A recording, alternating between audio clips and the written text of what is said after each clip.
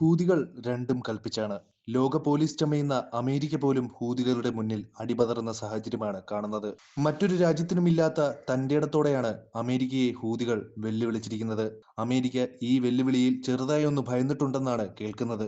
അമേരിക്കയെയും ഇസ്രയേലിനെയും Yemen യുദ്ധം ചെയ്യാൻ സ്വാഗതം ചെയ്യുകയാണ്. ശത്രുക്കളുമായി നേരിട്ട് പൊരുതാൻ സജ്ജമാണെന്ന് ഹൂതിയുടെ നേതൃത്വത്തിലുള്ള നാഷണൽ സാൽവേഷൻ സർക്കാരിന്റെ media and cultural affairs department director വെള്ളിയാഴ്ച ഒരു പ്രസ്താവന പുറത്തിറക്കിയിരുന്നു.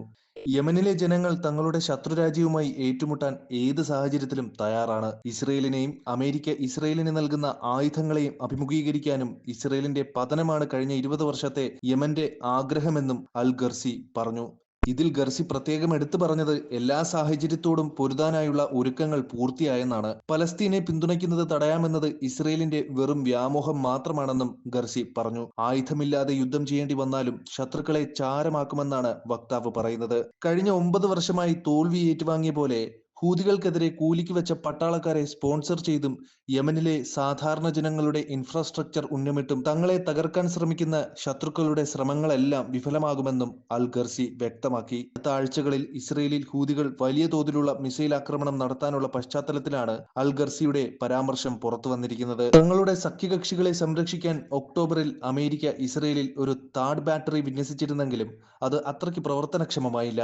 കഴിഞ്ഞ ആഴ്ച ഹൂതികൾ തൊടുത്തുവിട്ട ഒരു മിസൈൽ തടസ്സപ്പെടുത്താൻ അവർക്ക് കഴിഞ്ഞെങ്കിലും ഇതിനുശേഷം വന്ന പ്രോജക്ടൈലുകൾ കൈകാര്യം ചെയ്യുന്നതിൽ വമ്പൻ പരാജയമായിരുന്നു ഇസ്രയേലികൾ നേരിട്ടത്. വെസ്റ്റ് ബാങ്കിലെ ഇസ്രയേൽ സെറ്റിൽമെന്റിന് നേരെ ഹൂതികൾ നടത്തിയ മിസൈൽ ആക്രമണത്തെ തുടർന്ന് ലക്ഷക്കണക്കിന് ഇസ്രയേലികളാണ് ഒറ്റ രാത്രി കൊണ്ട് മേഖലയിൽ നിന്നും പലായനം ചെയ്തത്. രക്ഷപ്പെടാൻ ശ്രമിക്കുന്നതിനിടെ 12 പേർക്ക് പരിക്കേറ്റതായി ഇസ്രയേൽ നാഷണൽ എമർജൻസി സർവീസ് അറിയിച്ചു.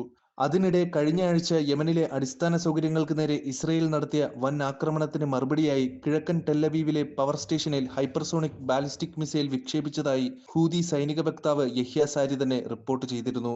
സൈനിക കേന്ദ്രം ഉന്നമിട്ടുകൊണ്ടുള്ള ഓപ്പറേഷനെ മുൻനിർത്തിയാണ് ഡ്രോൺ വിക്ഷേപിച്ചതെന്ന് സാരി വ്യക്തമാക്കി.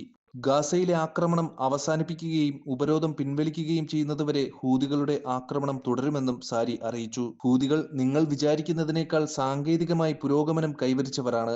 അവരെ വിലകുറച്ച് കാണുന്നത് അപകടമാണ്. ഇസ്രയേലിന്റെ ദേശീയ സുരക്ഷാ കൗൺസിലിലെ മുന്നംഗം യോയൽ ഗുസാൻസ്കി ഹമാസിൽ നിന്നും ഹിസ്ബുള്ളയിൽ നിന്നും വ്യത്യസ്തമായി ഹൂതികളുമായി ഏറ്റുമുട്ടുമ്പോൾ അത്ര പെട്ടെന്ന് അവരെ തകർക്കുക എന്നത് സാധ്യമായ കാര്യമല്ല. വ്യോമാക്രമണങ്ങൾ ചെലവേറിയതാണെന്നും അവയുടെ ഫലപ്രാപ്തി പരിമിതമാണെന്നും ഇസ്രയേലിന്റെ പരിമിതമായ ഇന്റലിജൻസ് ബുദ്ധിമുട്ടുകൾ വർദ്ധിപ്പിക്കുന്ന സാഹചര്യമാണ് സൃഷ്ടിക്കുന്നതെന്നും ഇസ്രയേലി പ്രതിരോധ രഹസ്യാന്വേഷണ ഉദ്യോഗസ്ഥനായ ഇയാൽ പിങ്കോ ഔട്ട്ലെറ്റിനോട് വ്യക്തമാക്കി. ഹൂതികളുമായി 2024 നടന്ന ആക്രമണങ്ങൾ എടുത്തു നോക്കിയാൽ മനസ്സിലാകും അത് ഇസ്രയേൽ സമ്പദ് വ്യവസ്ഥയെ എത്രത്തോളം ബാധിച്ചിട്ടുണ്ടെന്ന്. ആക്രമണങ്ങൾ സാമ്പത്തിക പ്രവർത്തനങ്ങളിൽ വലിയ തോതിലുള്ള ഇടിവുണ്ടാക്കി. വിദേശത്തുള്ള വിമാന കമ്പനികൾ ഇസ്രയേൽ വിനോദസഞ്ചാര കേന്ദ്രങ്ങളിലേക്കുള്ള വിമാനങ്ങൾ ക്യാൻസൽ ചെയ്യുന്ന സാഹചര്യമുണ്ടായി. ഇസ്രയേൽ സൈന്യത്തിന്റെ ഭാഗിക ഉപരോധത്തെ തുടർന്ന് എയ്ലത്ത് തുറമുഖവും പാപ്പരത്വത്തിൽ മുങ്ങുന്നതായാണ് ലോകം കണ്ടത്.